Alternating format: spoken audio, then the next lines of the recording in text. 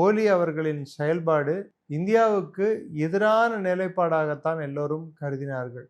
குறிப்பிட்டு லெப்பு லேக், காலாபானி என்று சொல்லக்கூடிய சில இந்திய பகுதிகளை அவர்கள் பகுதிகளாக காட்டி, அவர்கள் பூகோள ரீதியில் அவர்கள் வரைபடத்தையே மாற்ற முயற்சித்தனர். இந்திய நிலப்பரப்பையும் அவர்கள் ஆக்கிரமித்துக் கொண்டு, உண்மையில் ஆக்கிரமிக்க முடியாது, ஆனால் மேப்பில் ஆக்கிரமிக்க முடியும். இது கார்ட்டோகிராபிக் அக்ரஷன் என்று பலமுறை நான் உங்களுக்கு சொல்லியுள்ளேன்.